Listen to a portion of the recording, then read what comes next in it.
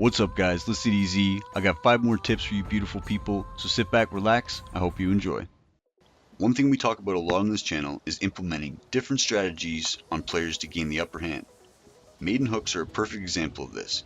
It's a great way to gain ground control using cover that's otherwise unavailable, or to get an angle on an opponent that they aren't expecting.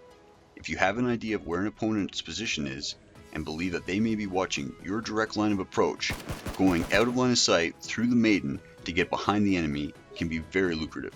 One big factor while playing PUBG is the element that the blue laser brings to the field.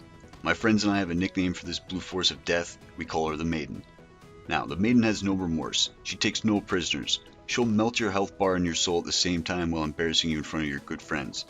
People have lower awareness when it comes to areas consumed by the Maiden because they think that whatever's in there is dead or dying.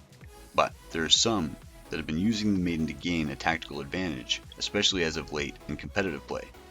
Because other players have lower visibility and awareness of things in the Maiden, tactical hooks and positioning can be made in order to get a drop on opponents.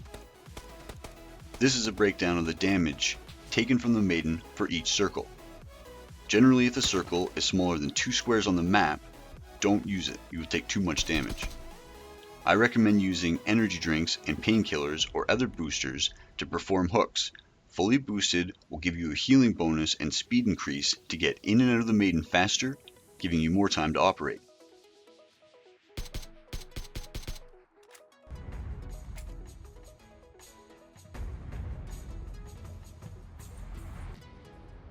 The med bait. It never hurts to have a few tricks up your sleeve in PUBG. One of my personal favorites I like to implement is baiting people with medical supplies. This works very well in both early and late game scenarios. I use it sometimes early game just to be a troll. It's usually good for a laugh, but I found it works very well in late game, final circles when there's few houses in play.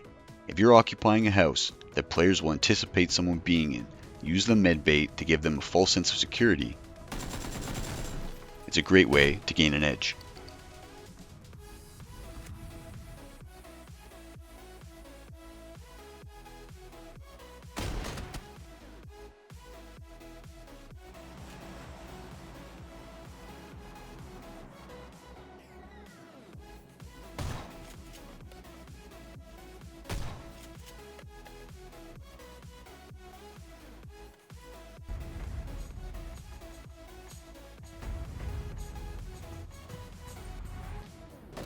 Driving is a big part of PUBG, and it's important to familiarize yourself with the different vehicles and know your way around them. Interdiction successful.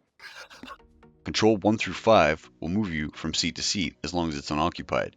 Each seat will dismount you in a certain location. Seat 1 and 3, left side. Seat 2 and 4, right side. Seat 5 will shoot you straight out the back.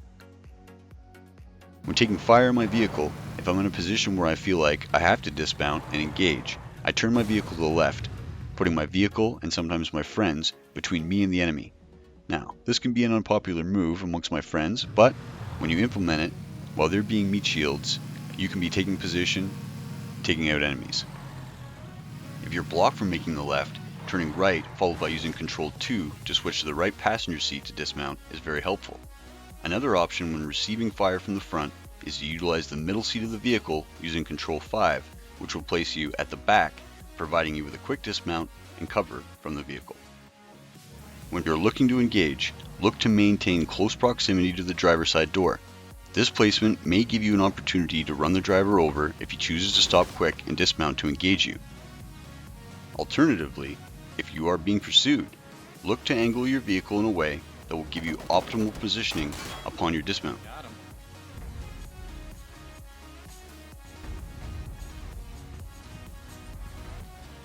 Grass and foliage render distance and my PUBG graphics settings. It's important to adjust your in-game graphics settings for optimal resolution and view distance. Using the lowest of certain graphics settings will help you guys increase your player detection overall.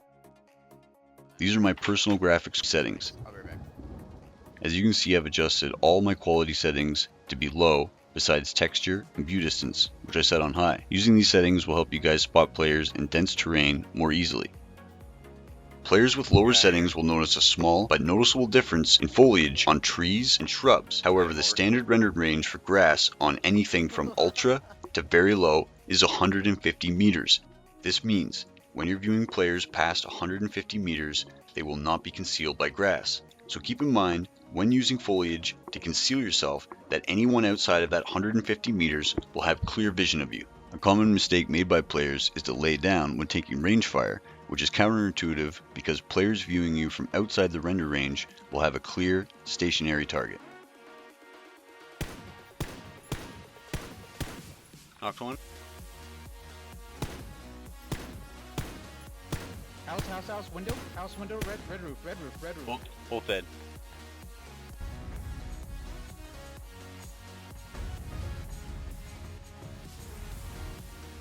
The hill jump. Alright guys, this one's very simple. Spam that spacebar while you're going up steep terrain to increase your speed and dampen your shoe sounds. Thank me later.